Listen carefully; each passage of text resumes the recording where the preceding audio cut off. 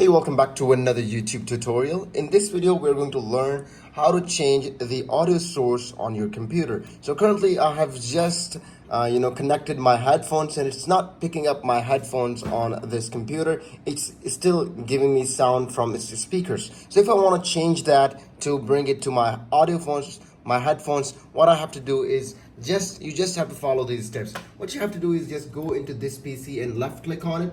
Once you left click on it, you will go and click on an option called properties. Click on properties. Once you click on properties, you can see an option on this side called sound. Just click on sound, and in here you can see this output option on your computer. So sound, there's an output option. What you have to do is change this sound output option from computer. This is my computer. What I have to do, I have to change it from this one to headphones that I have just connected, high definition audio device.